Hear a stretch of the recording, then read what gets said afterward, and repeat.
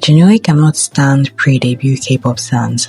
I mean, I find this specific section of fandom culture deeply irritating, sometimes genuinely concerning, and completely insufferable to be around online. For anyone who doesn't know what a pre-debut stan is, it's exactly what it sounds like. These are people who start standing a group before the group has even debuted, before there's a single song out, before there's a music video, sometimes before the members have even all been revealed. They find out a company is cooking up a new group, and they immediately plant their flag in the ground and declare themselves they want fans of something that literally does not exist yet. Let me paint you a picture. A company posts a blurry silhouette on their Instagram. The caption says something vague like something is coming. That's it. That's generally all the information that exists. And within 2 hours, there are fan accounts, there are card pages, there is a fandom name being voted on. There are people claiming to already have a bias. A bias of what? A shadow? I'm not upset with y'all because I know you're mentally ill, which is why one day I'm going to open up a hospital. You don't know this person's name. You don't know what they sound like. You don't know if they can sing or rap, or even if they're going to make the final lineup. And you have a bias. What is happening to you? Anticipation is fun. Finding out about a new group and being excited is completely normal. But there is a line between being excited and building an entire parasocial identity around someone who is not yet even a public figure. Let's start with the trainees. These are actual teenagers and young adults who are in a training system that is, by most accounts, pretty intense. They didn't sign up to be someone's entire personality before they even debuted. They are preparing. They are nervous. Some of them won't even make the final lineup. And meanwhile, there are people online who have already written fan fictions about them, created fan accounts with thousands of followers, and declared which member is the main character of a group that does not exist yet. It happened with Hype's Trainee A. A whole trainee group had members with stans. Members that people weren't even sure would end up making the final lineup. And what do you know? It happened. One of the most stand Trainee A members didn't end up making the Trainee A lineup. I think Hype scraps that whole concept, but that you get the gist. And take On Child, for example. They just debuted on April 21st, 2026 under High Up Entertainment. They are Stacey's label sisters, and Haeun is a famous dance prodigy, Na Haeun, who people have known since she was a kid, going viral at award shows. The moment her involvement with the group was announced back in November 2025, the pre-debut stans showed up immediately, months before a debut date was even confirmed, before any music existed, before the full lineup was known. People were already declaring main dancer positions and fighting with each other online over which member deserved more attention. The group wasn't even fully revealed yet. The fandom name didn't even exist yet, but that didn't stop anyone. And here's the thing that really gets me. The moment On Child actually debuted and people could finally hear the music and watch a real performance, a chunk of the pre-debut fandom immediately had opinions about how they didn't live up to what they expected. You built your expectations out of thin air, and now you're disappointed that an actual human being didn't conform to the fictional version you created of them.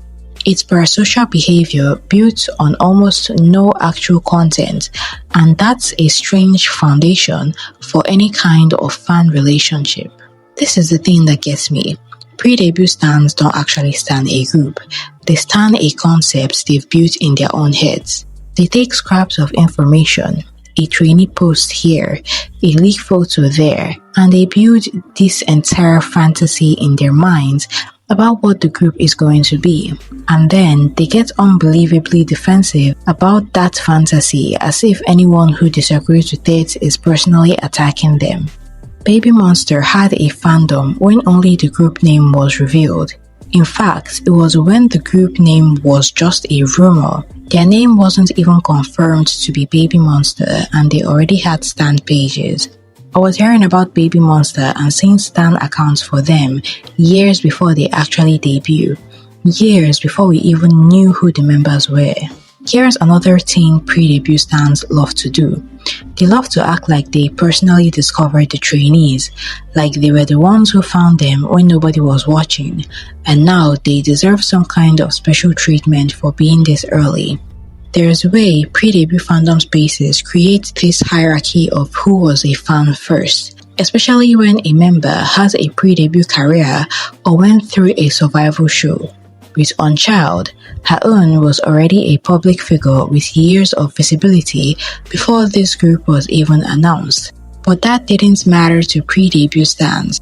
The second she got linked to the group, there were people acting like they had been fans of her for years, when they very clearly just googled her name that afternoon, and they became insufferable about it. Suddenly, everyone was an expert on her entire history, and they were correcting other people online like they were her personal archivists. Oh, you stan them since day one. Okay, you want a cookie?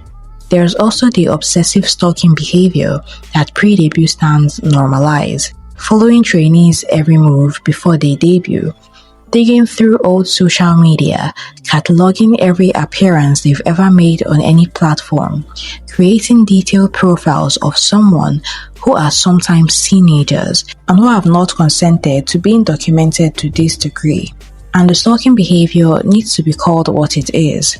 Some pre-debut stans act like stalkers. They dig up school photos, old social media accounts, childhood classmates, family details, private rumors, and random stories from years ago. These are often minors or very young trainees. They have not chosen public idol life fully yet, but people invade every corner of their past anyway. It is creepy. It becomes a competition to see who knows the most, who got there first, who can provide the most obscure piece of information. It's framed as dedication when it's actually just invasive behavior with a fandom skin on it. And what makes it even more frustrating is what happens after the debut. A large chunk of pre-debut fans don't even stick around.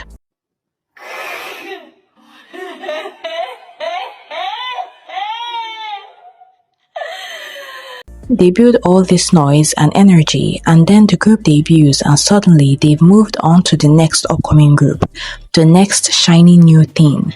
It happened with Kiki until they finally had a song go viral. I've seen 5th gen fandom accounts rebrand in real time the moment the next new shiny group comes along. Or they stay, but they are perpetually disappointed because the actual group doesn't live up to the mental construction they spent months building. Or they create internal fandom conflict because they've already established opinions and hierarchies that don't serve the group that's actually debut. Groups like Unchild are stepping into fandoms that pre-debut stans have already partially contaminated with expectations, drama, and territorial energy before the first song even played. The ones that do stick around often become the worst kind of veteran fan, the kind that holds the pre-debut period over everyone else's as proof of their dedication. It creates this awful gatekeeping dynamic in fandoms where new fans who came in after the debut are treated as lesser, as if the only valid way to support a group is to have been there before there was anything to support. It's a weird inversion of logic that only exists because pre-debut stan culture decided that waiting is the same as contributing. Sometimes I think these fans do not actually like K-pop. They like the game around it. They enjoy saying I was here first more than they enjoy the songs.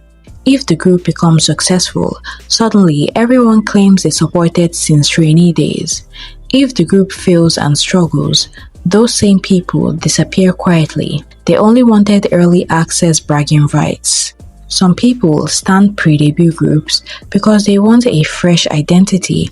They missed becoming an early fan of older successful groups, so now they chase the next one to feel special. They want to say they knew them before everyone else. It becomes a social currency. I'm not saying people cannot be excited for new debuts. Anticipation is normal. What becomes a plague is when excitement mutates into obsession and superiority. A lot of you guys need to learn to wait. Wait for the music. Let them actually arrive first. Let the rookies debut in peace. Let trainees be trainees.